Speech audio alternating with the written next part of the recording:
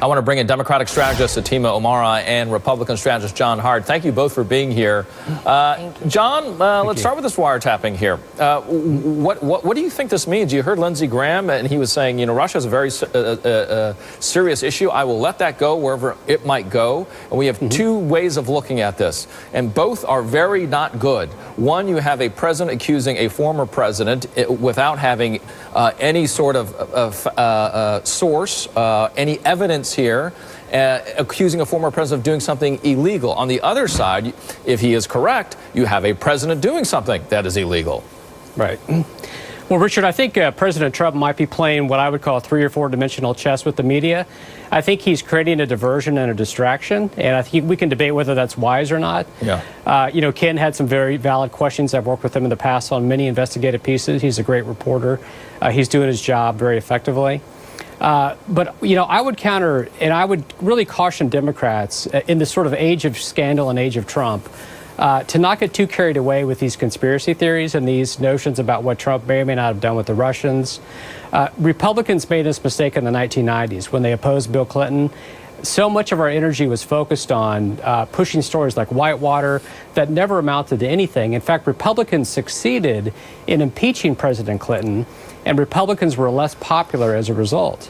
We lost seats in 1998, and it hurt the party in the long run by fixating on Clinton's flaws instead of talking about what we're for. So I see this as a big distraction, and I think Trump is really playing the media right now. I think he's diverting attention away from some issues and towards this, and that's my best explanation. Yeah. You know, he's a mystifying figure for sure. Well, we've seen it. He's shown that he's very capable. We've seen it in other news cycles where this will come up. We've seen a lot on Saturdays and Sundays where he will, perhaps when he has more time, come out with these sorts of tweet storms, as we've been calling them. Fatima, react here to what was said here by John. Should Democrats, are they overblowing this? Should they just let things go at this moment? And do you believe that this is a diversionary tactic? Well, I would agree with John in that I think it is a diversionary tactic. He's very good at sort of like the bait and switch when things are kind of getting like hot water for him politically. But what I would disagree with John on is the fact that, you know, we're trying to find something that isn't there, like Whitewater in the 90s for the Republicans.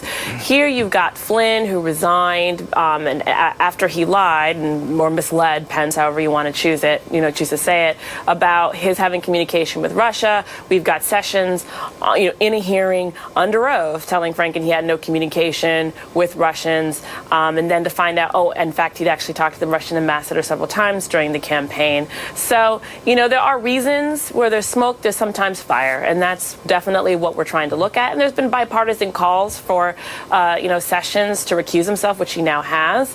And, you know, we're going to continue to follow those smoke signals. So I think as long as there's like questions there, those questions need to be answered. And so far, they haven't. Not all completely. Not all completely, and that's what's keeping certainly many reporters busy there in the Beltway. John, as part of what has been released coming from this administration just today, whether you see it as a diversionary tactic or not, is word that we're going to get a new executive order on the travel ban. We also got word today that added to his schedule a little bit late in the day, that the Attorney General will be meeting with the head of DHS with the president right about now in the next hour or so. And then he's going to sit down with a larger group there in Mar-a-Lago. All these developments within the last 3 hours. Do you think this is a concern about what Jeff Sessions did, recusing himself, and the president not wanting that reportedly? Do you think it's going to be about this executive order? And do you think the executive order coming up on Monday, as I was mentioning earlier, part of diverting attention from the Russian connection question? Well, on the executive order, I think it's important to get that right. You know, obviously that was mishandled initially. It was not written as clearly as it should have been. It was widely misunderstood, misapplied in many respects. So I think there's going to be a lot of attention paid towards getting that correct. And I do think he's going to have a conversation with Sessions about you know, being very precise in what his words need to be in terms of clarifying his meetings with the Russian ambassador. But again, I would caution Democrats that this storyline is going to hurt Democrats more than Republicans, because you can play, well, they're playing 6 degrees of Vladimir Putin. that everyone has a connection to Vladimir Putin in some way.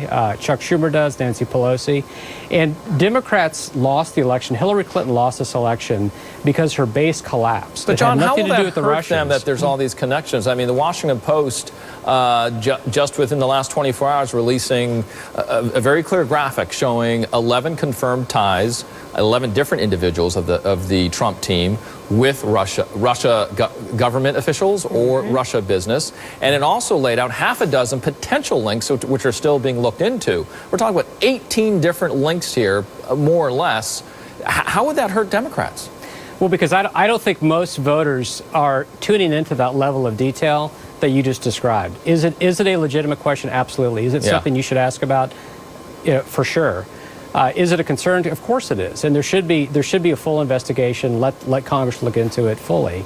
But again, Democrats are making a mistake if they feel like this is going to create a big political windfall for them, because don't overbank it, is what you're saying. It doesn't work yet. It doesn't work that way. Republicans tried this in the 90s. It failed. It's going to fail for Democrats today. Yeah. Okay. So be moderate in terms of the criticism, is what you're saying. Don't go overboard. Atima, would you agree with what he's saying there? Your thoughts? Well, absolutely not. I mean, this is, Russia, who definitely tried to undermine our democratic process. And I think any country, whether they be friend or foe, and in this case foe, is trying to do that. If they were in any way having communications with any one of the campaigns, either Democrat or Republican, we should, as a bipartisan effort, be willing to look into that and question that regardless. To the larger point of, trying to use it to make it a sort of a political windfall for us, I would definitely say we don't have to worry about that, because all Trump has to do is send out another funny tweet or something that sends everybody scattering, or does an immigration ban to 7 countries, a Muslim ban, defunding Planned Parenthood, any of the issues that actually do motivate Democrats that we are focused on. But we can walk and chew gum at the same time and worry about our political process being undermined if the Republicans aren't, and we can also handle policies that we are going to be concerned about and fighting for the American people. If there are 2 folks that can walk and chew gum, it's the 2 of you, certainly, and done so well today with me. Thank you so much, Atima. Thank you so much, John. Thank you. Thank you. All over the world,